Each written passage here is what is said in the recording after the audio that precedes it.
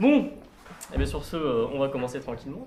Donc bonjour à tous, et puis merci d'être venus à cette conférence qui vous est proposée par le GNOME, donc le groupe naturaliste de l'Université de Montpellier.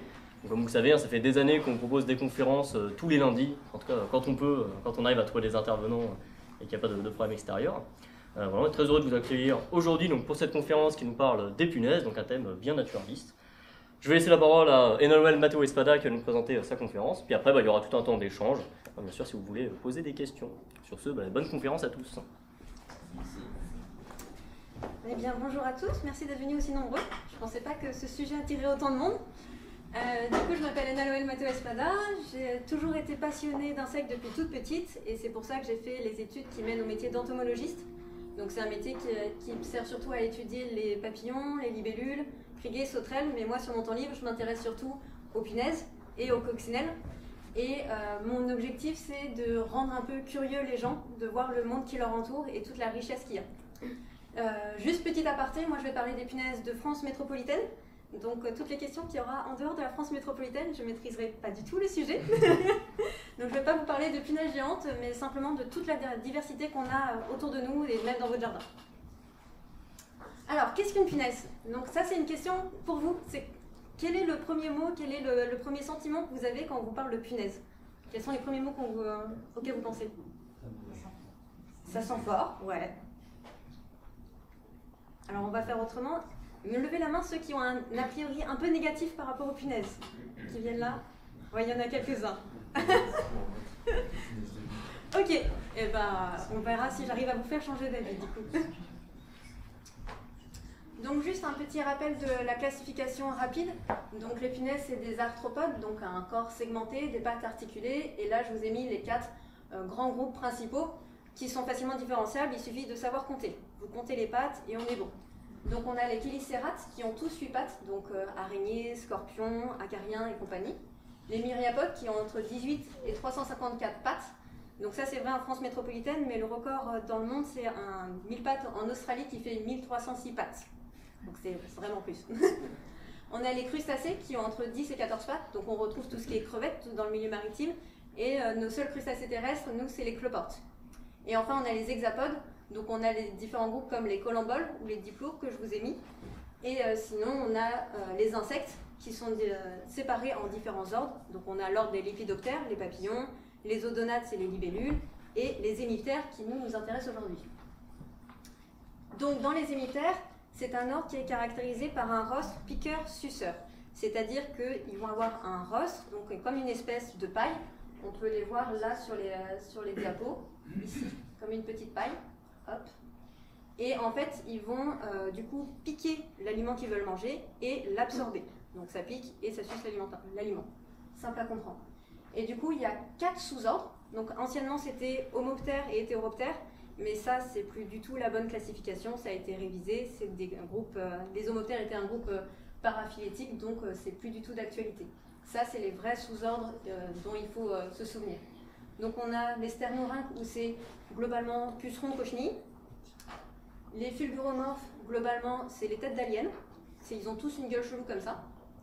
Les cicadomorphes, on va avoir tout ce qui est cicadelles, cigales ou membracides. Et les hétéroptères, et là cette fois, ça regroupe toutes nos punaises. Donc en fait, les punaises, c'est un sous-ordre d'insectes. Fin de classification. Du coup, au niveau anatomique, un hétéroptère, c'est quoi? Un hétéroptère, ça se caractérise par sa première paire d'ailes, donc on peut voir ici, donc ça c'est la première paire d'ailes, qui est à la fois à moitié coriace, c'est pour ça qu'elle porte le nom de corie, donc à moitié rigide et à moitié membraneuse. Ce qui fait que ça va à la fois servir à protéger le corps de la punaise et à la fois servir à voler. Donc c'est vachement plus stylé qu'un coléo qui a juste une carapace pour le protéger et ça ne sert pas à voler. Et on a la deuxième paire d'ailes qui est cachée dessous, là on la voit un peu, qui va se déplier et qui va servir au vol. Et ensuite, dans le vocabulaire un peu important chez les punaises, on a le connexivum. Donc ça, c'est le bord de l'abdomen, donc c'est tout ça là. Et en fait, le connexivum, c'est ce qui va faire le lien entre le dessus de l'abdomen et le dessous de l'abdomen. Et ça va fonctionner comme un soufflet. C'est-à-dire que si la punaise, elle mange pas beaucoup, elle va avoir un corps tout plat. Mais si elle va manger beaucoup ou elle va être pleine d'œufs, ça va lui permettre de vraiment ouvrir son abdomen et d'avoir un gros bide. Sinon, c'est compliqué pour manger s'il n'y a pas la place. Ensuite, on a donc la tête, le pronotum qui protège le thorax et le scutellum qui est chez les punaises souvent triangulaire mais qui peut prendre tout l'abdomen. Donc là, je vous ai remis les mots, mais là on a les distinctions. Donc le scutellum, il est immense ici et protège tout l'abdomen. Et donc on a l'aile ici qui va être planquée dessous, de chaque côté. Et donc elle va sortir les ailes sur les côtés, elle peut quand même voler. C'est juste qu'elle est beaucoup plus protégée. Alors, en anatomie, du coup, on a l'orifice de la glande odorante. Alors ça, c'est... Les punaises, ça sent fort, j'ai entendu, c'est vrai. On en a qui sentent fort, et du coup, on va en parler tout à l'heure, mais au moins vous savez d'où ça sort. Ça sort du dessous du thorax, ici. On voit le petit trou ici. Au-dessus de la tête, on a les jugas, qui sont en fait les joues, tout simplement, qui sont aussi appelés les joues.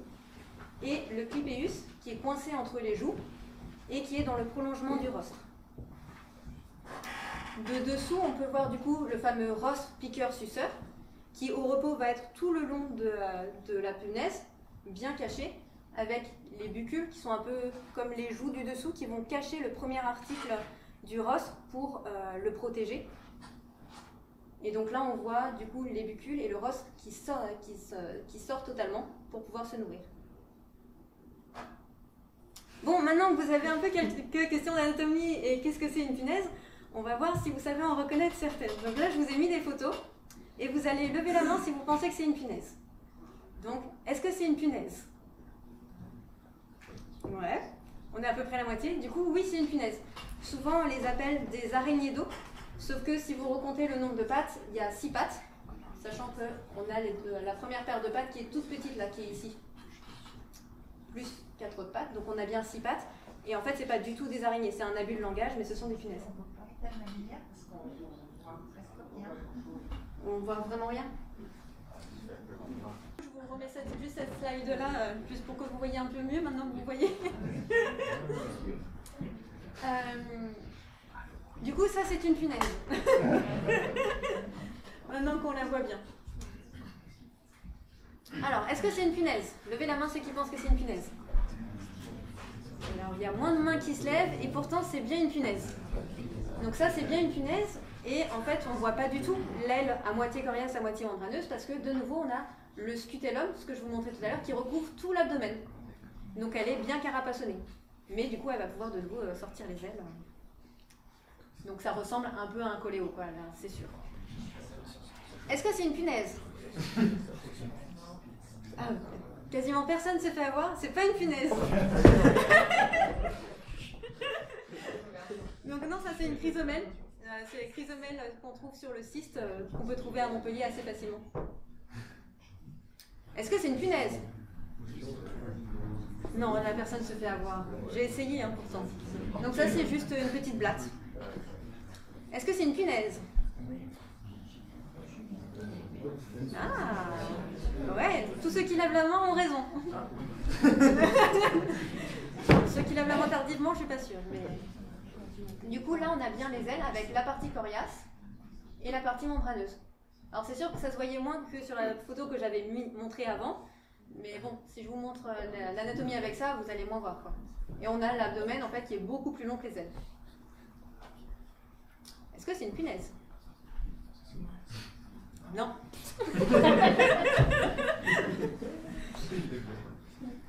Du coup, là, on a de nouveau une fenêtre, donc c'est une casside. Et du coup, là, c'est clairement carapassonné comme un coléo, quoi. Est-ce que c'est une punaise? Ah, il n'y en a pas beaucoup. Hein. Il y en a qui disent que ça ressemble à un moustique, mais c'est bien une punaise.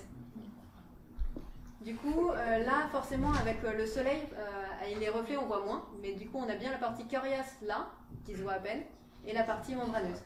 Et du coup, on a des punaises avec des pattes immenses qui ressemblent pas du tout à l'image qu'on se fait des punaises. Est-ce que c'est une punaise? Ouais. Putain, je pensais que vous feriez avoir sur celle-ci. Du coup, oui, toujours les ailes. Donc là, la partie coriace, la partie membraneuse. Et du coup, l'abdomen qui ressort de partout, plein de piquants. Du coup, ça c'était pour vous montrer que les punaises, c'est pas que des grosses punaises vertes ou des grosses punaises marron, mais qu'on a pas mal de choses différentes. Et c'est ça qui en fait un groupe très sympa. Du coup, maintenant, on va parler un peu d'écologie. Donc, on a 1400 espèces en France, 45 000 dans le monde, et ce qui en fait le 5e ordre le plus diversifié. Donc, en premier, on a les coléos, ensuite, on a les diptères, donc tout ce qui est mouches, moustiques, cires. Ensuite, on a les hyménoptères, guêpes, abeilles, fourmis, et ensuite les lépidoptères, tout ce qui est papillons. Et donc, juste après, on a les punaises. Ils sont pas mal placés. Donc, à votre avis, où est-ce qu'on les trouve sur Terre? Dans quel type de milieu? Quels sont les records un peu qu'elles ont? Où est-ce qu'on peut en trouver? Partout. Tout le monde est d'accord? Eh ben, ouais. Du coup, on en trouve un peu dans tous les types de milieux, donc dans tout ce qui est prairies, forêts, dans tout ce qui est lac, puisqu'on a vu qu'on avait des punaises aquatiques. On en a aussi en bord de mer, donc il faut savoir qu'il y a extrêmement peu d'insectes qui vivent dans la zone maritime. Et on a une punaise qui vit dans la zone de balancement des marées, donc c'est-à-dire qu'à chaque marée, elle va être submergée pendant plusieurs heures, et elle survit dans les crevasses des rochers. Et on a quelques espèces aussi qui peuvent marcher, les gérisses que vous avez vues, les araignées d'eau, qui peuvent marcher à la surface des océans. Et il y a extrêmement peu d'espèces qui sont capables de ça en fait. On a aussi des espèces qu'on trouve assez haut en altitude en montagne. On a ensuite des espèces qui survivent à des températures assez extrêmes. Donc on a quelques espèces dans le Groenland et on a des espèces qui vivent dans les déserts. Maintenant, si on zoome un peu à notre échelle plus locale, on va avoir des espèces qui vont vivre dans la strate arborée. Donc ça va être à la cime des arbres, mais aussi sur les branches plus basses, ou alors même sous les écorces, ou sur les écorces. Sur la strate herbacée, donc tout ce qui est herbes, fleurs, etc., on va avoir d'autres espèces de punaises. Et enfin, on va en avoir sur le sol. Donc ça peut être sur du sol nu, sur des cailloux, ou alors dans les mousses. Donc c'est des milieux très différents, et pour chaque type de milieu, on va avoir des espèces très différentes. Et enfin, on a du coup des espèces de milieux aquatiques, donc certaines qui vivent sur l'eau, et d'autres qui vivent sous l'eau. Donc le notonex, c'est celui qui nage le ventre à la surface de l'eau, et la neppe, c'est une punaise qui va vivre tout au fond de l'eau, avec un siphon respiratoire, donc totalement un tuba, comme nous, qui va remonter à la surface pour respirer. Bon, c'est bien beau de savoir où est-ce que ça vit, mais il faut savoir comment les trouver. Parce qu'on peut chercher à vue, mais c'est pas le plus efficace, parce que ça se plante quand même pas mal. Et on a des petites espèces. Du coup, je vous ai ramené un peu de matériel. Du coup, pour la strate herbacée, on a le filet fauchoir. Donc en fait, on fauche la végétation qui est devant nous. Et en fait, tous les insectes qui sont sur les brins d'herbe, accrochés dans les brins d'herbe, ils vont être projetés à l'intérieur du filet. Et ensuite, il suffit de regarder ce qu'on a à l'intérieur. Il n'y a pas de punaises dans cet amphi. Ensuite, on a tout ce qui est, pour la strate arborée, la nappe de battage. Donc ça, on met ça sous une branche d'un arbre et on va taper sur la branche pour que les punaises tombent sur le drap. Donc le but, c'est pas de tapoter, parce que les insectes, ils vont juste être secoués. Il faut vraiment taper 2 coups francs pour que ça soit secoué et que ça tombe. Sinon, on ne les voit pas, ça ne sert à rien. Et du coup, pareil, ça peut permettre de brosser les troncs. Donc ça, moi je le fais avec la nappe de battage, mais ça peut se faire avec un gant aussi. Donc soit sur le tronc nu, soit sur les zones où il y a du lierre, puisqu'on va avoir des punaises qui vont un peu se cacher un peu partout. Ensuite, on peut bien sûr soulever les pierres, puisqu'on a vu qu'il y avait des espèces qui vivaient au sol. On peut tamiser la litière, puisqu'on va avoir des punaises vraiment dans la litière. Et on a ensuite, du coup, la recherche de plantes hôtes. Il y a des espèces de punaises qu'on pourra trouver que sur certaines plantes. Du coup, être un bon botaniste, ça facilite les choses pour trouver des punaises. On a le piège lumineux. Donc ça, c'est le piège comme pour les papillons de nuit, tout simplement. Et ça peut attirer certaines punaises. On a le gant Matoc. Alors le gant Matoc, c'est simple, c'est juste un gant de Monsieur Bricolage. Hein. Et puis vous allez frotter le sol, comme ça, ce qui va en fait réveiller un peu toutes les punaises qui sont tranquilles sur le sol et qui vont ensuite courir en s'enfuyant. Donc ça va être une manière en fait de les faire bouger pour les détecter. On a ensuite un troubleau. Ça n'a pas besoin d'être un truc très technique. Ça c'est le tamis. Soulever des écorces. Et puis on a à peu près fait le tour. Et on a l'aspirateur thermique, donc là c'est grosse technique, vraiment où on aspire tout le sol, on va aspirer toutes les punaises et on va voir ensuite ce qu'il y a. Ok, bon, les punaises commencent à grandir. Les punaises, c'est des insectes hétérométaboles. Donc ça veut dire qu'ils ne vont pas faire de métamorphose complète. Donc ça veut dire qu'il ne va pas y avoir de stade immobile comme la chrysalide chez un papillon. Ça va grandir au fur et à mesure. Du coup, je vous ai juste remis que en France, on a des punaises qui mesurent entre 1 mm et 25 mm au stade adulte. Du coup, là, nos petites jeunes, elles sont encore plus petites. Donc c'est pour ça aussi qu'on a besoin de toutes ces techniques pour les trouver. Du coup, en règle générale, la très grande majorité des espèces ont 5 stades juvéniles et 1 stade adulte. Du coup, entre chaque stade, il va y avoir en fait une mue entre chaque stade. Donc une mue, pour ceux qui ne savent pas comment ça fonctionne un insecte c'est un exosquelette. Et du coup, ils ne vont pas pouvoir grandir. Donc ça va être comme une chemise trop serrée. À un moment, ils vont vouloir grandir et la chemise, c'est trop tard, c'est trop serré. Il va falloir enlever la chemise et en racheter une d'une taille supérieure. C'est à peu près la même chose. Donc ça va sortir de son corps et du coup grandir. Et ça, je vous ai mis du coup le stade adulte pour vous montrer la différence entre juvénile et adulte. Je vous ai remis les mêmes photos qu'avant, mais cette fois juste pour voir le détail des ailes en fait. Oups, des ailes. Donc au stade 1 et 2, on ne voit pas du tout d'ailes. C'est des petites crottes vraiment qui ne restent pas très loin de leurs œufs, techniquement. Le stade 3, en fait, on voit la première ébauche à l'air. Donc ça, c'est la future aile. Ça ne se voit pas bien, mais c'est une aile. Le stade 4, il va se reconnaître parce qu'on va avoir les ailes qui commencent vraiment à grandir. Et le stade 5, où on voit vraiment les ébauches à l'air et ce que ça va vraiment devenir. Du coup, les punaises en couple. Comment ça se reconnaît? Comment on reconnaît le mâle et la femelle d'une punaise? Combien de temps ça dure? Comment ça s'accouple? Est-ce que vous avez des idées?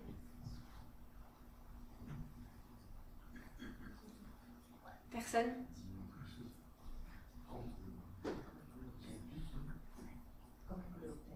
Comme un coléoptère, c'est-à-dire l'un par-dessus l'autre, ouais, il y a ça. Comme ça, QAQ, en effet. Du coup, le dimorphisme sexuel, comment reconnaître mâle et femelle? Chez les punaises, on n'a pas une grosse différence. La différence, ça sera en majorité la taille. Donc les femelles vont être plus grosses que les mâles. Pareil, là on a la femelle qui est un peu plus grande que le mâle. Donc ça marche bien quand on les voit en accouplement. Sauf que quand on les voit séparément, il y a des gros mâles et il y a des petites femelles. Donc bon, il faut faire attention. Ensuite, on a parfois des dimorphismes alaires. Donc c'est la taille des ailes. Donc là par exemple, on a un mâle avec des grandes ailes et on a une femelle avec des ailes plus courtes. On voit aussi d'ailleurs qu'elle a un gros abdomen.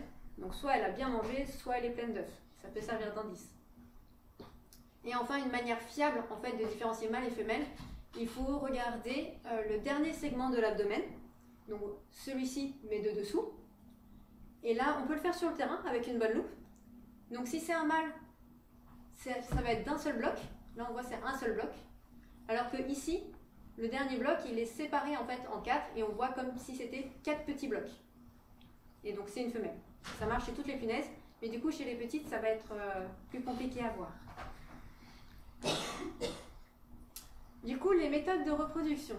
Soit on a la méthode sexuée, donc le mâle pénètre la femelle et va envoyer ses spermatozoïdes et ça va permettre de féconder les œufs. Ok. Soit on a la reproduction traumatique, c'est-à-dire que ça existe par exemple chez les punaises de lit. Donc ça c'est une punaise de lit, où le mâle va transpercer le corps de la femelle pour injecter directement quelque part dans l'abdomen. Et ensuite ça va faire son petit bonhomme de chemin jusqu'au bon endroit. Et enfin on a la parthénogenèse qui existe chez peu d'espèces de punaises, où en fait il n'y a pas besoin des mâles.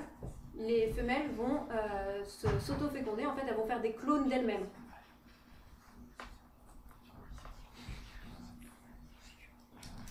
Du coup les positions, on avait dit QAQ. En joli on dit opposition, mais bon QAQ ça marche bien. C'est vraiment plus clair. Soit on a côte à côte, donc un peu en angle, soit en angle droit, soit un angle un peu aigu ou comme ça. Soit en superposition, donc là c'est ce qu'on disait comme les coléos, l'un au-dessus de l'autre. Et du coup les organes génitaux de ces espèces vont pas être les mêmes parce que faut pas avoir le même abdomen selon s'il faut être souple pour passer dessous ou si on se met côte à côte, quoi. Du coup, la durée, une durée d'accouplement de punaises, ça peut durer quelques minutes, donc 10-15 minutes chez certaines espèces, mais ça peut aussi rester accroché plusieurs jours. Chez certaines espèces, elles peuvent rester accrochées 4 jours. Voilà. Du coup, c'est un peu long et il faut rester accroché, sinon ça ne marche pas. Et donc, dans ce cas-là, on a différentes stratégies. Du coup, on a les paramètres. Du coup, c'est au bout de l'abdomen, 2 petits crochets qui permettent de s'accrocher en fait à la femelle. Au bout de l'abdomen du mâle, ça va permettre de s'accrocher, tout simplement. Et les spicules, c'est en fait, chez certaines espèces de punaises, on va avoir le pénis sur lequel il va y avoir des petites épines qui vont permettre de s'agripper à l'intérieur du vagin de la femelle pour rester fixé. Alors, ça mange comment? Donc, on a parlé du rostre, donc là, on le voit mieux avec le schéma. Du coup, là, c'est la gaine qui protège le rostre. Donc, c'est souvent ça qu'on voit. Mais en fait, c'est le petit canal tout fin qui va permettre de se nourrir. Donc là, on voit le canal tout fin va s'enfoncer dans ce qu'il veut manger. Tac. Et la gaine va se plier, puisqu'elle sert juste à protéger. Donc, dans ce petit filament, on va avoir deux pailles à l'intérieur. Une qui va injecter la salive pour digérer, donc un peu comme les araignées qui font une digestion externe. Elles vont d'abord digérer et ensuite avaler. Donc d'un côté, elles injectent la salive pour digérer, et de l'autre côté, ensuite, elles vont aspirer une fois que c'est liquide. Bon, ça mange quoi? Est-ce que les punaises mangent toutes des plantes? Ceux qui pensent oui, levez la main. Quelques personnes, ok. La très grande majorité des espèces mangent des plantes. Donc là, on voit hop, les rosses ici. Mais on a des exceptions. On a des espèces qui sont carnivores. Donc là, qui mangent hop, un autre insecte. Sachant que là, c'est une punaise qui mange une autre punaise, mais c'est pas du cannibalisme, parce que c'est pas la même espèce de punaise. On a des espèces qui sont hématophages, donc qui vont se nourrir de sang. Donc ça marche pas sur du sang humain, sur du sang de chauve-souris ou sur certains oiseaux. Ensuite, on va avoir des espèces qui sont cannibales, cette fois une espèce qui mange un autre individu de la même espèce. On va avoir des espèces ensuite qui sont nécrophages, coprophages. Elles, c'est souvent en fait des punaises qui sont phytophages, donc qui vont se nourrir de sève et qui vont avoir besoin de protéines animales, de compléments de protéines animales, mais qui n'ont pas forcément les capacités de se nourrir d'autres êtres vivants. Donc en fait, ils vont se contenter des insectes morts ou des crottes. Et du coup, ça va leur faire leurs petites protéines animales dont ils ont besoin. Et les mycétophages, donc qui se nourrissent de champignons. Donc c'est assez diversifié. Mais par qui elles se font manger, nos punaises? Du coup, la majeure partie, c'est par des araignées. Ce prédateur principal. Il peut y avoir du coup d'autres punaises, forcément. On a quelques oiseaux, mais c'est pas le plus fréquent. Et avec les araignées, le plus gros dégât, c'est les parasites. Donc en fait, le petit point blanc là, ça c'est un œuf de mouche. Donc il peut y avoir aussi des guêpes parasites, mais là c'est un œuf de mouche qui va éclore et la larve va se nourrir de l'intérieur de la punaise. C'est les joies. Du coup, comment elles font pour survivre à tout ça? Elles ont plusieurs stratégies. La première, c'est de s'enfuir. Donc juste, elles vont se casser en volant. Ça, souvent, quand on s'approche, juste, elles vont se barrer parce qu'elles ont peur. Et ça marche bien pour survivre. Ensuite, on a la thanatose. La thanatose, c'est un truc que vous connaissez tous, que vous avez tous déjà vu, mais vous ne connaissez pas forcément le mot. C'est juste faire le mort. Donc techniquement, si vous avez une punaise qui va être sur un brin d'herbe, vous allez essayer de l'approcher pour le prendre en photo, et votre punaise, elle va juste se laisser tomber par terre, et elle va faire la morte. Ça, c'est la thanatose. Ensuite, on a des stratégies un peu plus élaborées. Donc, on a des espèces qui sont cryptiques, donc assez simplement qui vont ressembler par exemple ici un peu à une graine. Ça peut marcher. Mais ici, on a une espèce qu'on appelle la réduve masquée. Et donc là, c'est une punaise qui est recouverte de sable, de gravillons, etc. et qui va totalement se camoufler. Qui a envie de manger ça? Personne. En fait, elle va sécréter une substance un peu gluante et du coup, tout le substrat dans lequel elle va se balader va se coller sur elle. Ensuite, on a ce qu'on appelle les couleurs aposématiques. Donc les couleurs aposématiques, c'est le jaune, le orange, le rouge et le noir. C'est l'assemblage de toutes ces couleurs pour dire « je suis dangereuse, je suis empoisonnée, me mangez pas ». Sauf que les couleurs aposématiques, ça marche si vous êtes vraiment empoisonné et que vous risquez de faire courir un danger au prédateur, ou alors juste vous pouvez faire semblant et mettre un gilet rouge, ça marche aussi. Et enfin, on a le mimétisme bathésien. Donc le mimétisme bathésien, c'est se faire passer pour un autre insecte qui va être plus dangereux que soi. Donc là, par exemple, on a une punaise qui se fait passer pour une fourmi. Et du coup, une fourmi, ça peut faire plus peur à tes prédateurs qu'une punaise. Et du coup, on va plus la laisser tranquille. Du coup, on parlait des odeurs. Déjà, d'où ça vient? Donc, chez les juvéniles, donc là, on voit que les fourreaux alaires, les ailes ne sont pas complètes, il n'y a que des petits fourreaux alaires. Et donc, les glandes qui permettent de sécréter l'odeur des punaises sont au-dessus de l'abdomen. Donc, c'est les 4 petits trous qu'on voit là. Tchouk, tchouk, et ici. Sauf que, quand notre punaise grandit, on a vu que quand elle développait ses ailes, elle va les mettre au-dessus de son abdomen. Du coup, ça fait blocage. On ne peut plus sentir du dos si jamais on met un mur devant, ça ne sert plus à rien. Donc du coup, les glandes, le trou de sortie des glandes odorantes va passer en dessous, donc au niveau du thorax, avec ce petit trou. Donc là, on a la goutte qui sort. Ensuite, on a une petite gouttière qui va permettre à la goutte de se déplacer, de s'étendre. Et enfin, on a une structure qu'on voit un peu différente. C'est l'air évaporatoire, qui va permettre en fait à la goutte de s'étaler totalement, et donc de s'évaporer plus vite, et donc de sentir plus fort, plus vite. C'est bien fichu. Après, on a d'autres punaises où il y a juste un petit trou, pas de gouttière et une plaque évaporatoire toute petite. Il y a plein de possibilités. Dans les détails, à quoi ça sert? La première utilité, c'est une utilité défensive. C'est-à-dire que si vous sentez mauvais, on n'a pas forcément envie de vous manger. Et puis, ça peut avoir mauvais goût aussi, une punaise. Donc ça, c'est la principale utilité. Mais on a quelques autres utilités. On a quelques phéromones sexuels qui permettent d'attirer le mâle ou la femelle. On a quelques phéromones d'agrégation. Vous avez certainement vu déjà des agrégats de gendarmes qui se mettent tous au même endroit. Bon, ils communiquent comme ils peuvent. On est là, venez. Mais toutes les punaises ne sentent pas et ne puent pas. On a des punaises qui sont inodores, qui ne sécrètent pas de glandes odorantes. Donc là, ce qu'on voit, du coup, c'est du caca de punaise. On a vu que les glandes odorantes, elles étaient ici. Et on a des punaises qui sentent la pomme. Si, je vous le jure, il y a des punaises qui sentent bon et qui sentent bien la pomme.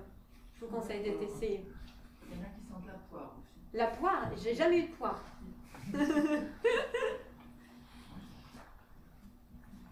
Du coup, comment elles se déplacent? Du coup, elles peuvent marcher, comme tous les insectes, mais certaines marchent sur l'eau. Donc ça, c'est pas tous les insectes. Donc comment font les insectes pour marcher sur l'eau? Donc en fait, premièrement, ils sont extrêmement légers, sinon n'importe quel mécanisme, si tu es trop lourd, tu coules. Elles vont avoir des grandes pattes qui vont augmenter la surface de contact de l'eau. Donc c'est comme vous, quand vous faites la planche, vous flottez plus que quand vous vous tenez droit dans l'eau. Même concept. Et au bout des pattes, il y a des poils hydrophobes donc, qui rejettent l'eau. Et du coup, cette grande surface va faire une tension superficielle et permettre à la punaise de se stabiliser et de marcher sur l'eau sans passer à travers l'eau. Du coup, on a des punaises qui nagent sous l'eau, on en a qui bondissent. On voit que là, elle a des grosses cuisses. Généralement, un insecte qui a des grosses cuisses, ça saute. Et il y en a qui volent. Est-ce qu'elles sont dangereuses? Alors ça, c'est une question que j'ai souvent. Est-ce qu'elles sont dangereuses? Est-ce qu'elles font des dégâts? On a beaucoup d'espèces, donc ça va être difficile de répondre à cette question. On a quelques rares espèces qui sont ravageuses, mais il ne faut pas faire une généralité, pas du tout. Donc on a des punaises qui, en fait, en piquant du coup une feuille, ça va faire une petite décoloration, puisque forcément ça va se nourrir d'une petite cellule de la feuille. Donc on a des décolorations, on a quelques affaiblissements de la plante, des entraves à la circulation de la sève, des déformations d'organes jusqu'à la formation de galles, l'avortement des fruits. Mais tout ça, en fait, ça ne devient dangereux que s'il y a une énorme population de punaises. Si vous avez quelques punaises, ça ne va rien faire du tout comme dégâts. c'est vraiment l'amas de punaises qui peut faire des dégâts. Et encore une fois, toutes les punaises ne vont pas faire de dégâts. Et enfin, on a la souillure des feuilles. Donc en fait, c'est sécrétion de miella, sécrétion d'excréments, qu'on voit par exemple parfois sur les platanes, qui vont favoriser la présence de fumagine, qui est un champignon, et qui lui va pour le coup faire des dégâts, par exemple au platane. Chez les humains, alors ça c'est pas en France métropolitaine, je fais une petite aparté, mais par exemple on a quelques punaises qui peuvent transmettre la maladie de Chagas, pour ceux qui ont déjà entendu parler, mais du coup pas du tout en France, donc aucun risque en France. Et on a quelques espèces invasives, comme par exemple le tigre du poirier. Donc ça c'est une espèce qui va faire des petites galles, ça c'est une espèce qui va s'attaquer au verger, et ça c'est une espèce qui va s'attaquer pareil au verger, au poirier. Sauf que on a aussi des espèces de punaises qui sont très utiles dans le jardin. Parce qu'on va avoir, dans le jardin ou dans l'agriculture d'ailleurs, parce qu'on va avoir des espèces qui vont être prédatrices et qui vont se nourrir de ravageurs. Donc on va avoir des punaises qui vont vous débarrasser des pucerons, des cochenilles, des thrips, des cicadelles, des œufs de papillons, donc ils vont vous débarrasser de pas mal de choses. Et on va avoir des plus grosses prédatrices qui, elles, vont s'attaquer carrément à d'autres punaises ou à des coléos. Et du coup, c'est ce qui fait que parfois, il y a des adaptations. Donc non seulement les espèces prédatrices ont des plus gros rostres, mais là, par exemple, on a des pattes ravisseuses, un peu comme les menthes religieuses. C'est juste une convergence évolutive, en fait. Du coup, un peu de bibliographie, juste pour ceux qui s'intéressent beaucoup aux punaises et qui voudraient aller plus loin. Donc j'ai ramené pas mal de bouquins pour ceux qui voudront voir après la conférence. On a des bouquins de vulgarisation qui permettent d'identifier des punaises. On a des atlas régionaux. On a des faunes de France. Donc des faunes de France, on en a beaucoup. Dans les punaises, on a de la chance en fait d'avoir beaucoup de familles de punaises où on a une immense synthèse bibliographique qui permet d'avoir une clé d'identification assez fiable avec des ressources biblio et tout un tas d'informations sur l'écologie de chaque espèce de punaise. On a vraiment cette chance-là. Ensuite, sur les sites internet, on a par exemple British Bug. Donc je vous invite à y aller. Ça va être un site un peu photo où on aura quelques infos, qui est très sympa à utiliser, mais il faut faire attention parce que British, on n'a pas les mêmes espèces en France, on en a beaucoup plus en fait. Donc il ne faut pas se fier uniquement à ça. Il ne faut pas dire ça ressemble, c'est ça. Ça ne marchera pas. Il y a le logiciel Coriza. Donc ça, c'est un logiciel payant qu'il faut acheter, mais qui illustre 2186 espèces de punaises. Donc c'est énorme. Et c'est des photos qui sont d'une infinie qualité. Donc c'est des punaises qui sont en collection, étalées, et du coup elles sont toutes prises de la même manière, ce qui fait qu'on peut voir tous les critères. Et enfin, on a l'association Zycrona. Donc Zycrona, c'est l'association nationale des hétéroptéristes, donc des fans de punaises. Venez, c'est une secte sympa, franchement on s'amuse bien. Et vous êtes tous les bienvenus, quel que soit votre niveau. Et voilà, du coup moi j'ai fini un peu ma présentation. Donc vous pouvez poser autant de questions que vous voulez pour là où j'ai pas été assez claire. Et sinon j'ai quelques slides après pour ceux qui s'intéressent à comment on identifie une punaise, un peu les critères, etc. Je pourrais faire ça après s'il y en a que ça intéresse. Voilà.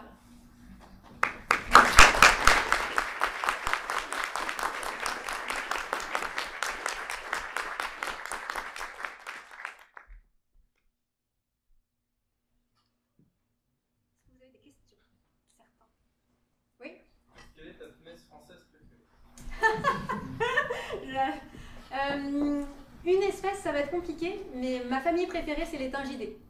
Donc les thingidés, hop, c'est celles qui ressemblent un peu à de la dentelle, comme ça. Et donc, qui ont un aspect, celle-ci aussi, c'est une thingidée, qui ont un aspect vraiment très particulier, et ça, c'est clairement ma famille préférée. Voilà. On a vu la naissance, la vie, la mort, on l'a pas vu. Donc, combien de temps vit une punaise? Est-ce qu'elle passe l'hiver, par exemple? Et comment elle passe l'hiver? C'est vrai, j'en ai pas parlé. Du coup, la majorité des espèces de punaises vont passer l'hiver au stade adulte. Parce que c'est le stade un peu le plus résistant. Au stade juvénile, en fait, ils vont beaucoup plus facilement mourir en fait, avec le froid. Donc, la plupart des espèces vont passer au stade adulte, mais on va avoir certaines espèces qui vont le passer au stade d'œuf. Et donc, du coup, le cycle de phénologie, selon les espèces, va complètement changer. Si l'adulte passe l'hiver au stade adulte, Du coup, par exemple, les grosses punaises comme ça, grosses punaises vertes, grosses punaises brunes et tout, elles ont toutes le même cycle. Donc elles vont passer l'hiver au stade adulte, au printemps chercher à se reproduire. Donc l'été, il va y avoir la ponte, tous les cycles de juvéniles. À l'automne, on va avoir de nouveau les adultes, sauf que ceux-là, on va les voir beaucoup moins, beaucoup plus discrètement, parce qu'ils ne vont pas chercher à se reproduire. Donc ils ne vont pas se balader partout, ils vont être beaucoup plus discrets et se chercher une cachette, puis de nouveau passer l'hiver au stade adulte. Donc ça va être assez long du coup comme cycle.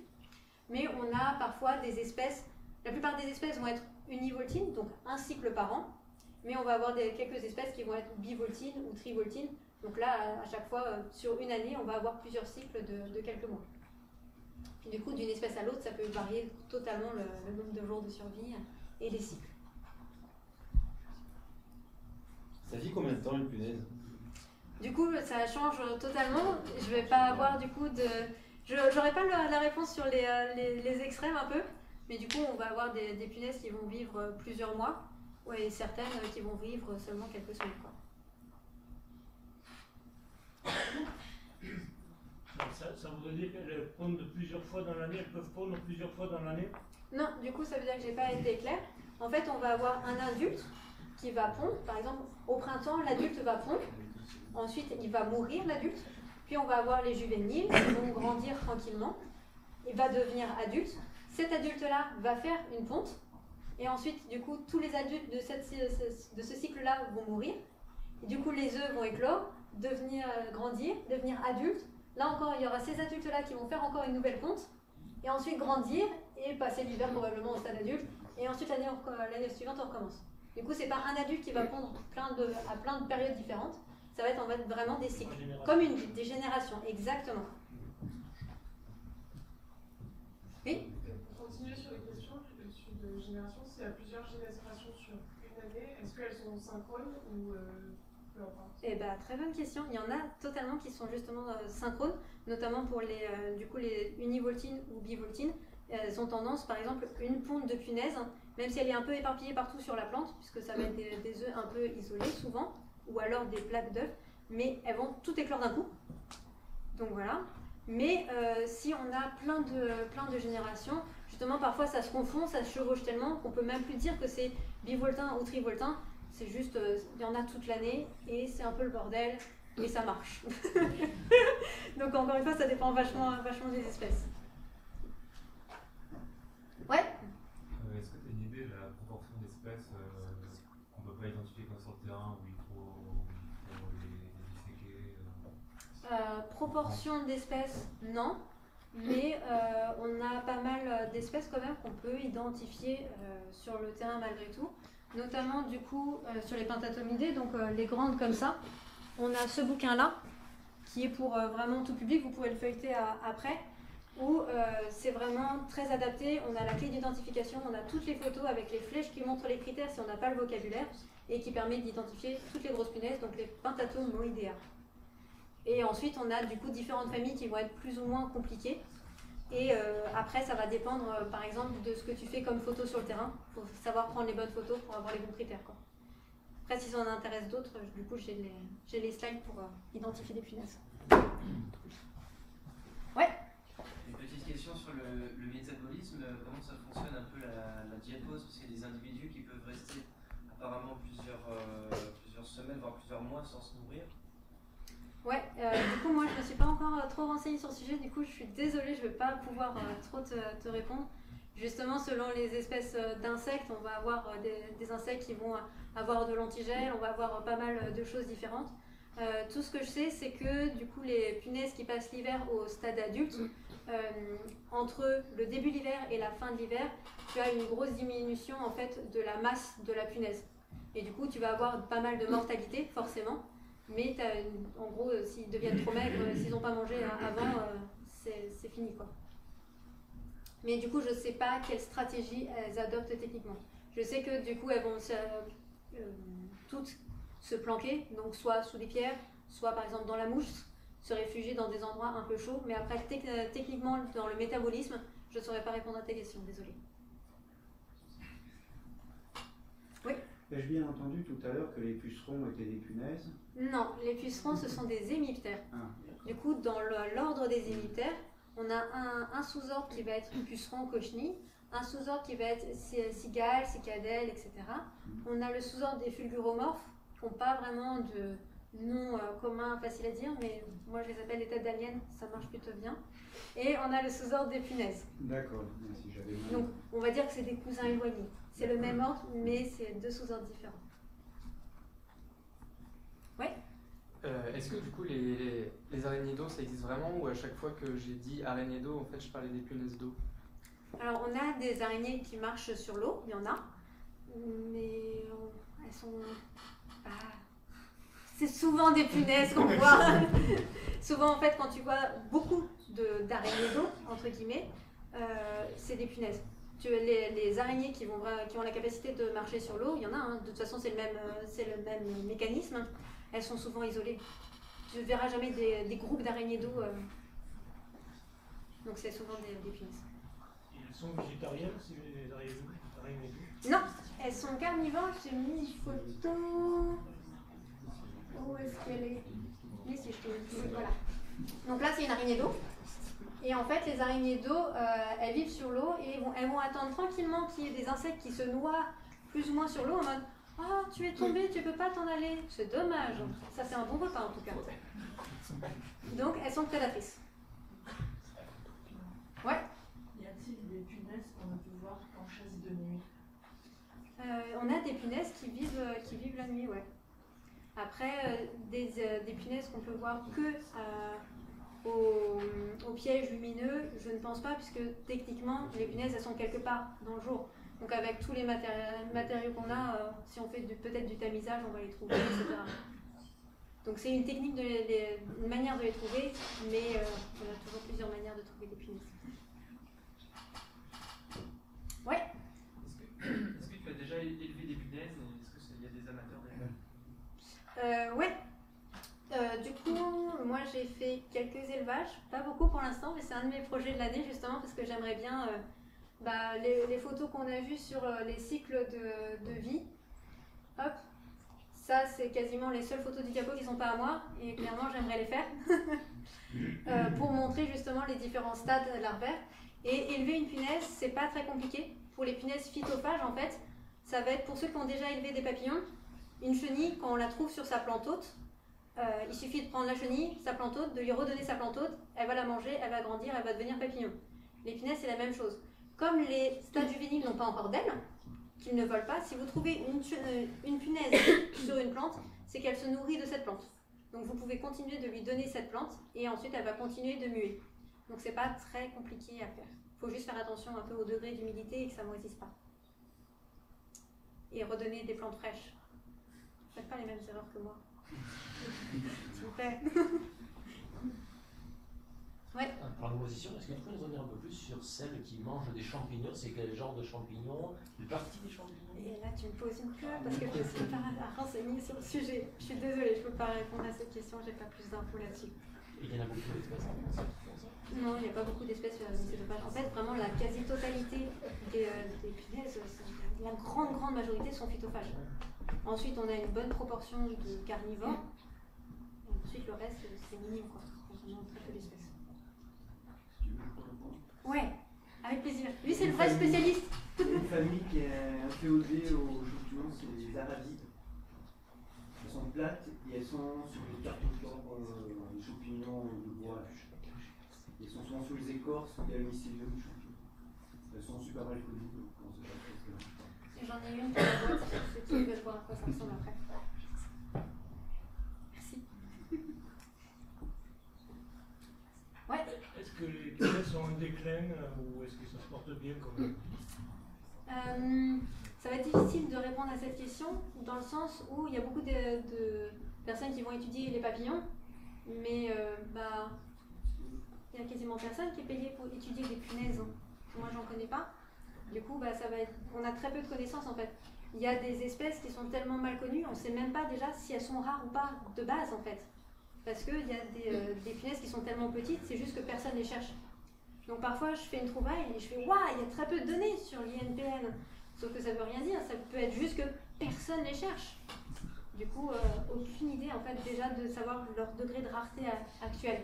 On a des espèces, on sait qu'elles sont communes parce qu'on les voit tout le temps, mais déjà savoir si une espèce est rare, c'est compliqué. Alors savoir si elle est en déclin, on n'a pas assez de recul pour beaucoup d'espèces. Ouais. Est-ce qu'il y a des travaux qui visent à améliorer la connaissance qui sont en cours? Je ne sais pas si c'est tout à fait écrit déjà ou si c'est en... Alors du coup, dans certaines régions, on a des atlas qui sont en cours, dont certains qui ont été déjà publiés. Du coup, par exemple, on a l'atlas de Franche-Comté. Là, il y a un atlas qui a été fait aussi dans le Loiret, qui a été publié. Et on a quelques régions, du coup, où il y a des atlas des dynamiques d'atlas qui se lancent. Et par exemple, en région Auvergne-Rhône-Alpes, il y a le projet Pentatora. Donc, les pentato pour pentatomidés, donc c'est grosses punaises vertes, grosses punaises brunes, etc. Et l'objectif, c'est justement de faire une liste exhaustive en premier lieu, de voir un peu leur répartition et à terme, essayer de faire une liste rouge et une liste SNIF, justement pour que ce soit pris en compte. Et du coup, c'est petit à petit. Et du coup, venez faire des punaises, c'est bien, c'est fun, c'est joli. Ouais. Il y a beaucoup d'hétérothéristes en France. Jean-Claude, beaucoup d'hétérothéristes en France? Il manque des icônes. On est 50 du coup. Voilà, il y a eu le 50e adhérent l'année dernière. Mais ça monte beaucoup. Quand j'ai commencé, on était 3. Voilà. Il y a 30 ans. Et là, 50. Voilà. Et puis hétérothéristes du coup amateur, que ça change le week-end. Voilà. Et après, il y en a probablement qui font de la punaise, qui s'y intéressent et qui ne font pas encore partie de Zicrona. Mais venez, Zicrona, c'est bien. Ouais. Et au niveau du régime alimentaire, est-ce que la plupart des espèces elles sont polyphages, elles sont généralistes ou pour poser une plante, est-ce que c'est plutôt généraliste comme les orchidées? C'est vrai que je n'ai pas précisé. Du coup, la majorité des espèces de punaises vont être oligophages. Donc, ça veut dire qu'elles vont se nourrir de plusieurs genres de plantes différentes. On a des espèces qui vont être monophages, donc c'est-à-dire vraiment une espèce de plante. Donc, par exemple, je sais pas moi, le tigre du platane qui va se nourrir de platane, le tigre de la vipérine qui va se nourrir de vipérine. Aussi, elles ont quelques possibilités autres, mais qui vont se nourrir d'une ou quelques espèces de plantes. Okay, on va avoir les espèces qui sont polyphages, qui elles vont se nourrir d'un peu tout ce qui passe sous la main. C'est buffet à volonté et c'est très bien. Et les espèces oligophages où ça va rester par exemple dans une famille de plantes, mais ça va être différentes plantes différentes au sein de la même famille. Il y en a vraiment qui, par contre, polyphages, ça peut manger un peu partout. Et ça fait beaucoup d'espèces qui sont polyphages? Je ne saurais pas te dire la proportion. Exact. Je ferai des pourcentages la prochaine fois. Je suis en train de créer un tableau un peu synthétique avec justement tous les ouvrages de la Faune de France, un peu toutes les infos qu'on a sur les plantes hôtes. Essayer de faire un tableau synthétique en croisant la liste des punaises, la liste des plantes hôtes et un peu qui vit sur quoi, qui se nourrit de quoi. Donc je pourrais faire des pourcentages pour la prochaine fois. J'essaierai en tout cas. Ouais. Est-ce qu'il y a des punaises qui sont vecteurs de maladies végétales qui sont importantes? Par exemple, il y a pas mal de virus qui sont passés par les punaises, par exemple. Et du coup, les punaises, ça applique pareil, j'imagine. Du coup, il y a très peu de piqûres sur l'homme. En fait, c'est des piqûres. Sur les plantes, la maladie de Chagas, c'est par exemple sur l'homme, mais sur les plantes. J'ai pas la connaissance pour les punaises. Ouais, il y a d'autres imitaires qui le font, mais pour les punaises, j'ai un peu cherché, mais j'ai pas trouvé l'info. Ok, parce que j'en ai jamais entendu parler. C'est pas des bons vecteurs, il n'y en a pas beaucoup, il y en a, je sais pas, peut-être une dizaine. Ouais. Et encore sur du palier. En France, pas trop. En France, on a, enfin en France. En Europe, il y a une maladie, une jaunisse transmise à la betterave par un plasmatidé. C'était il y a un siècle. Je crois qu'on n'a jamais retrouvé. Non, il n'y a rien en France, quasiment pas. Ouais. Dans les maladies, c'est pas le problème. Ouais, pour ça que j'ai pas trop trouvé dans le coup. Ça se tient.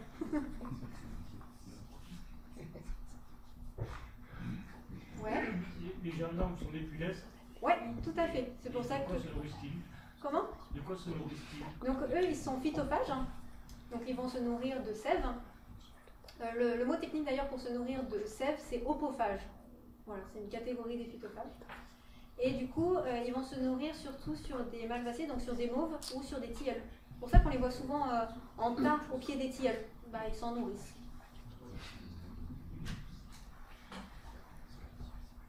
Et par exemple, le gendarme, si on le regarde de près, ses ailes ne sont pas entièrement développées. Ce n'est pas une espèce macroptère, donc avec les ailes qui vont jusqu'au bout de l'abdomen, et les brachyptères, et du coup elle ne peut pas voler en fait, elle n'a pas la capacité de vol.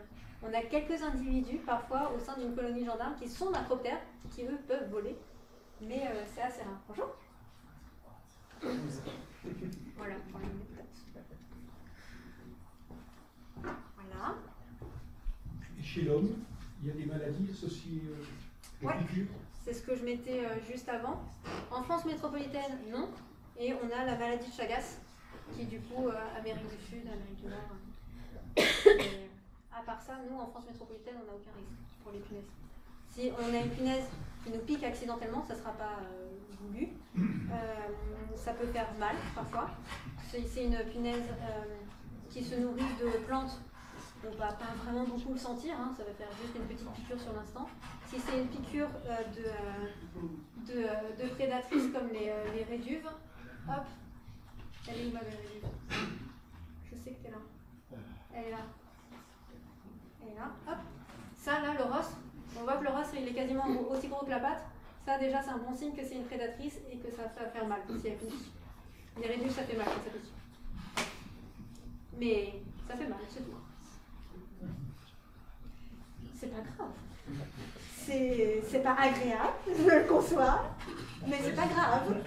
C'est un système de défense, donc la piqûre aussi. Ouais, mais du coup, à moins de les embêter, pas vraiment beaucoup de risques. Il faut qu'elles se sentent en danger. Donc, si on sent qu'on va l'écraser, bon, on va essayer de voir si elle peut pas piquer le mur qui l'attaque, mais bon.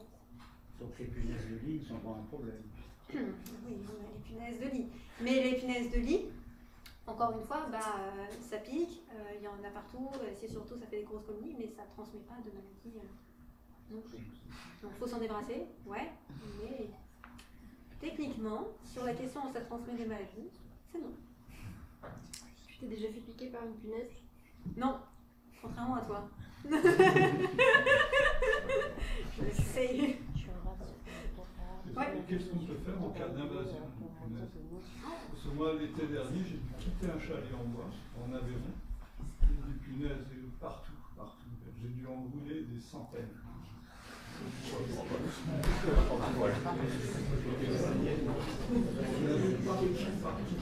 Alors,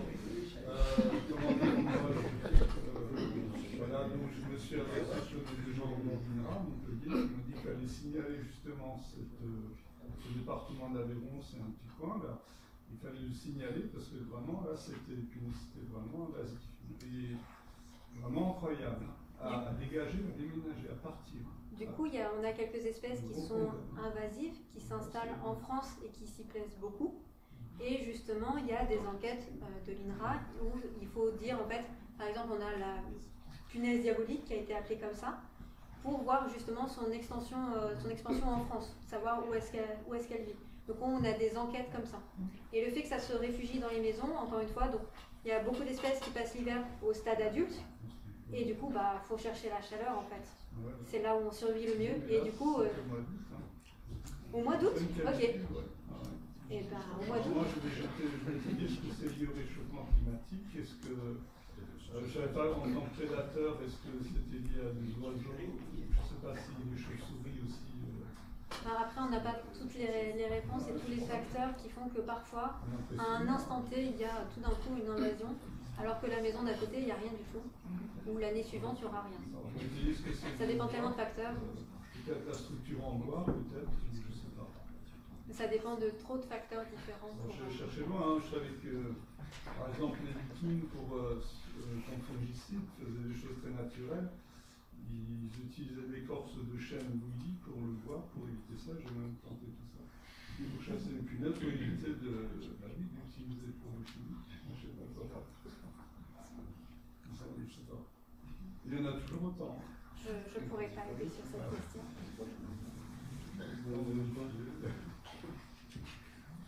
Est-ce qu'on sait s'opposer aux invasions de punaises des tomates en France? Ça a apparu ces dernières années. Bah après, sur tout ce qui est lutte contre les ravageurs, on va avoir plusieurs techniques. Donc il y a la technique chimique, mais on a aussi des réflexions sur justement des luttes biologiques, donc des prédateurs des punaises qui vont manger les tomates. Mais pour l'instant, du coup, c'est en réflexion, mais après, on n'est pas... Après, du coup, sur les prédateurs, par exemple, de tomates, ça va dépendre aussi, du coup, du nombre d'individus qu'on a. Encore une fois, si on a quelques individus, ça ne va pas faire beaucoup de dégâts. C'est si on a une énorme population, par contre, oui, là, ça peut... du coup, c'est ce qu'on mettait, ça peut empêcher, du coup, la tomate de mûrir, de grossir, parce qu'on bloque l'apport de sève. C'est ça, on bloque l'apport de sève. Donc, du coup, si on bloque l'apport de sève, il ne se passe plus rien derrière. S'il y a plus derrière... manque de peau, quoi. Donc ouais, quand il y a des grosses invasions, ça fait des gros dégâts. Mais du coup, ça dépend vachement du coup des quantités. Il y a aussi du tigre sur pommier, par exemple. C'est l'espèce que je mettais, Stephanitis spiri, le tigre du poirier qui mange un peu tout. Donc ça dépend de la colonie qu'il y a, quoi.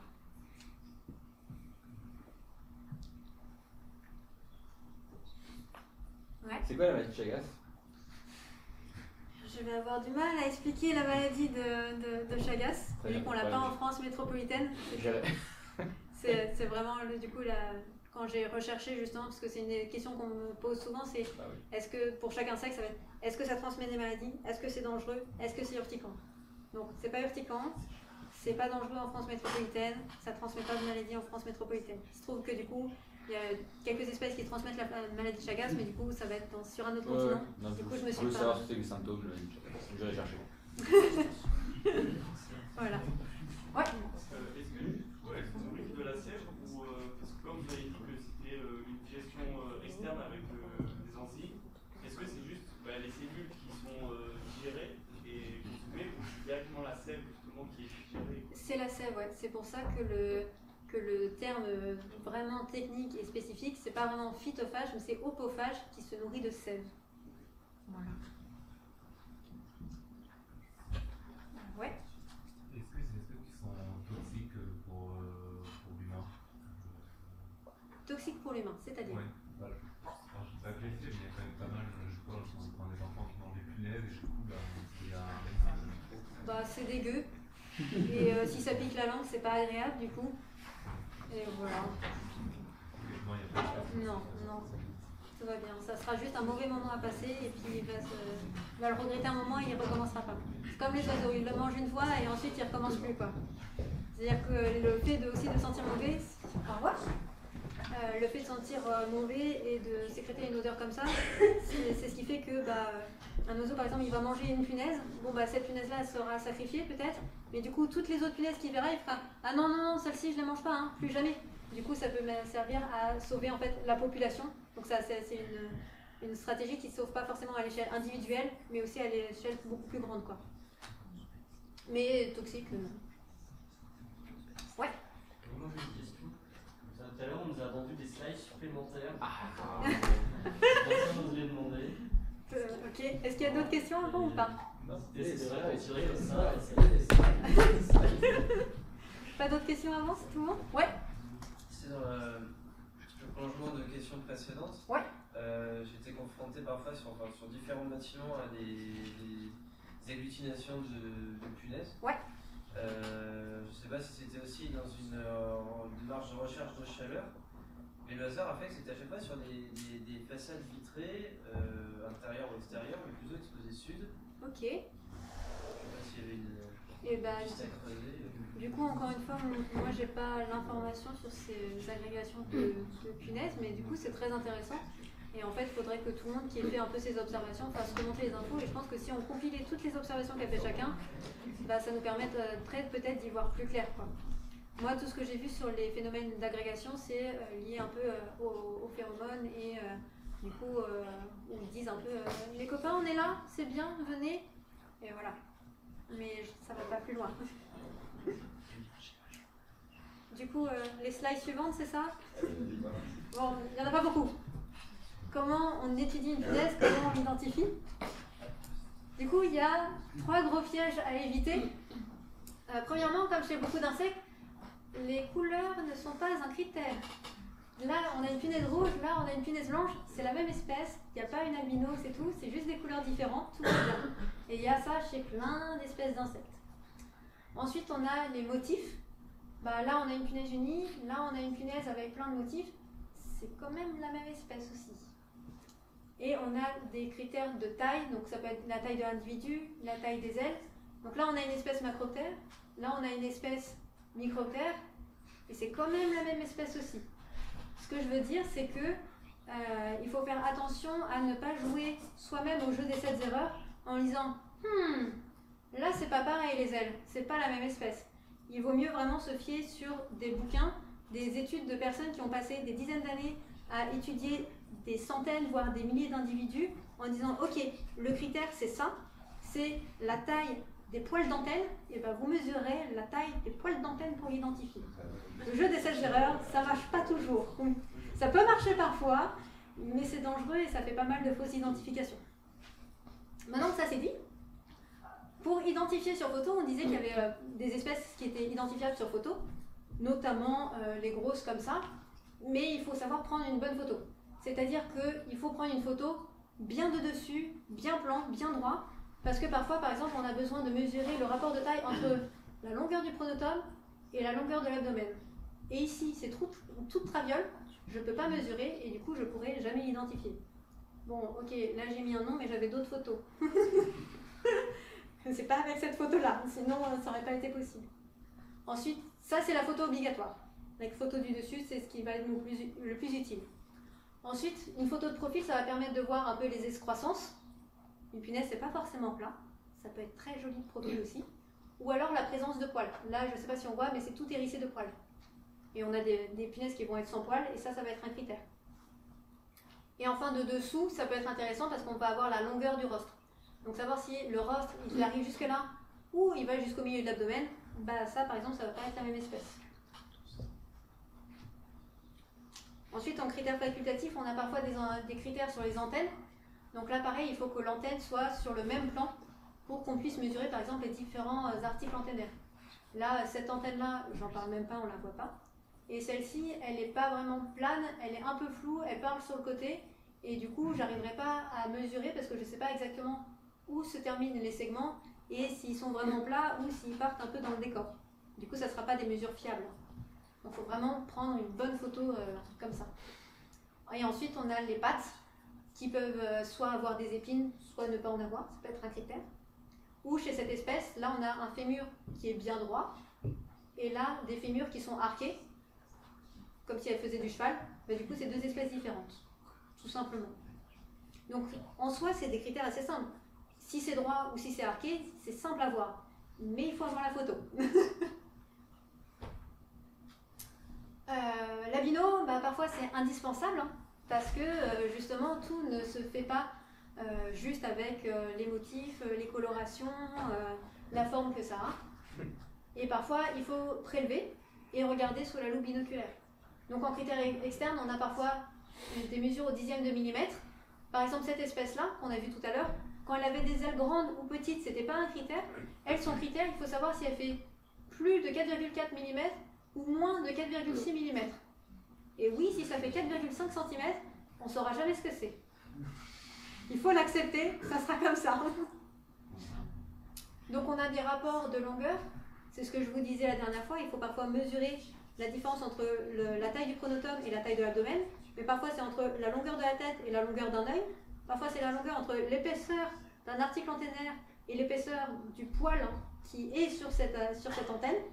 Ça peut être des trucs très précis. Donc ça se voit bien sous bino, c'est faisable, mais il faut prélever sur photo, ça ne va pas le faire. Ensuite, on a des critères sur la texture, savoir si c'est mat ou brillant. Là, une fois que c'est rétroprojecté, je ne suis pas sûre qu'on voit, mais du coup, là, on a une partie brillante de l'aile. Ok, là. Et là, on a une partie mat de l'aile. Est-ce que ça se voit bien? Pas du tout sur ce diapo. Ok. Et ben, vous irez voir cette espèce sur Internet avec des jolies photos qui seront pas rétroprojectés, qui seront sur un écran d'ordi de qualité. Et ensuite, on a des critères sur la ponctuation. Donc, savoir si la ponctuation, c'est là, on dirait que c'est tout ridé, tout boursouflé. En fait, c'est plein de petits points. Là aussi, on a plein de petits points. Du coup, si là, il y a des points ou s'il n'y en a pas, pareil, ça peut être une espèce différente. On zoome encore plus. Parfois, il y a la présence de poils sous l'îlot, sauf que bah, là, parfois, on en voit sur photo, mais quand votre punaise, elle fait 3 mm, pour voir des poils qui, du coup, vont être encore plus petits, ça va être compliqué. Ou alors la nervation, donc le nombre, par exemple, de cellules, qu'on voit ici. Donc là, il y a une série de cellules, là, on en a 2. Ça, faut voir. Les épines, parce que parfois, on n'a pas le bon angle de photo. Et parfois, il faut carrément disséquer. Donc là, bah, on prend le bout de l'abdomen de la punaise et on ouvre. Et du coup, il va falloir regarder les organes sexuels. Donc les paramètres, c'est ce que je vous disais, les crochets qui servent à accrocher la femelle. Ou alors les pénis. Ça, il y a quelques critères aussi chez les femelles, mais c'est plus compliqué. Et ça, c'est en photo, ce que ça donne. Des paramètres. Donc on voit, hein, une fois que c'est disséqué, pas d'épine, une épine, 2 épines. Ça n'a pas l'air si compliqué. Et les pénis, les différences. Et enfin, l'élevage, on en avait parlé la dernière fois. Bah là, c'est mon élevage de chez moi, hein, sur le rebord de ma fenêtre. Un petit terrarium, une petite plante. Parfois, c'est quand même plus décoré que ça. Mais il faut bien changer la plante souvent. Et en fait, prendre la punaise avec sa plante autour, quoi. Sinon, ça marchera pas. Voilà, pour le côté identification. Si on a des questions, ouais. Est-ce qu'il existe une application d'identification comme il en existe pour les mycètes ou les végétaux? Il y a quelques applications qui peuvent permettre d'identifier des insectes de manière générale, ou en tout cas qui tentent. Mais du coup, vu que je vous ai montré des critères où il faut disséquer, bah, disons que ça peut donner une idée déjà de quelle famille de punaises c'est. Ça permet de faire un premier tri, mais après il faudra toujours vérifier les critères dans les bouquins. On ne peut pas se fier à une application. Mais ça peut servir de première aide en fait. De se dire, ok, c'est dans ce groupe-là, déjà ça m'aide beaucoup. Maintenant je vais chercher plus loin. Ça évite de regarder les 1400 images de punaises et de dire, c'est peut-être pas ça. Voilà. Il y a d'autres questions ? Ouais. C'est quoi comme matériel photo?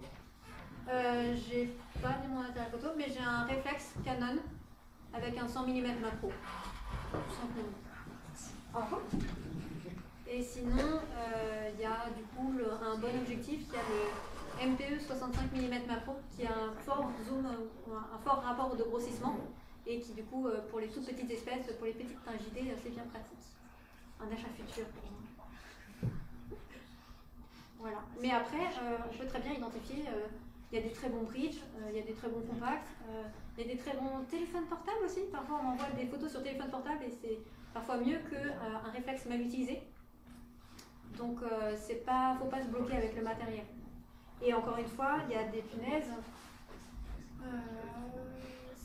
celle-ci, juste là, il faut voir la forme des taches. Là, le critère, c'est la forme des taches, où elles sont disposées. Et c'est bon, c'est fini. Donc celle-ci, même floue, je vous l'identifie. Donc parfois, faut pas se restreindre au matériel, il faut pas se dire je vais acheter un appareil de fou, sans ça je peux rien faire. Non, allez-y, franchement, il y a plein de choses qui sont possibles. D'autres questions? Ouais. Vous avez parlé de couleurs aposématiques. Ouais. C'est pour est-ce qu'elles sont communes à toutes les espèces et puis est-ce qu'elles varient dans le temps? Donc les couleurs aposématiques, c'est toujours l'association entre noir, jaune, orange, rouge notamment, et qui sont un signal dans les êtres vivants. Du coup, il y a plein d'insectes différents, pas seulement les punaises, qui vont utiliser ces couleurs. Mais par exemple, on va avoir des grenouilles aussi qui vont dire je suis toute rouge, ne mangez pas. Et en fait, les prédateurs, eux, ils comprennent ce signal. Ils ont toujours compris ce signal, et voilà. Sauf que du coup, il y en a qui s'en servent en disant ouais, je suis vachement dangereuse, alors que pas du tout. Donc c'est aussi un jeu entre j'utilise les couleurs aposématiques, mais est-ce que je suis vraiment dangereuse ou pas? Ça varie dans le temps, elles sont persistantes. Là, notre punaise rouge, elle sera rouge, notre punaise blanche, elle sera blanche, et ça sera comme ça. Ouais. Donc entre C'est pas du camouflage. Non. Non, le camouflage, ça va être par exemple une punaise verte qui vit souvent sur les feuilles, ou des punaises brunes. Les punaises qui vivent sur le sol, elles sont souvent brunes. Elles vont jamais être très très colorées. Enfin, si, il peut y avoir des espèces très colorées, mais dans la grande majorité, ça va être des punaises brunes qui vont se camoufler sur le sol. Voilà. Ouais. La punaise qui sent la pomme, qu'est-ce que ça lui apporte? Je sais pas, mais c'est vachement agréable sur le terrain. Qu'est-ce que ça lui apporte? Aucune idée. Mais après, c'est surtout les formules chimiques d'où viennent les odeurs, pas vraiment comment on va le sentir nous en tant qu'être humain, mais aussi comment vont sentir les prédateurs et comment ils vont en ressortir, soit la senteur, soit le goût, ce que ça va donner quoi. Du coup, un regard d'humain là comme ça, je dis juste que c'est sympa, ça sent un bonbon à la pomme. Après, il faudrait que je fasse des études un peu plus chimiques pour répondre à cette question. Du coup, désolé, je ne saurais pas répondre.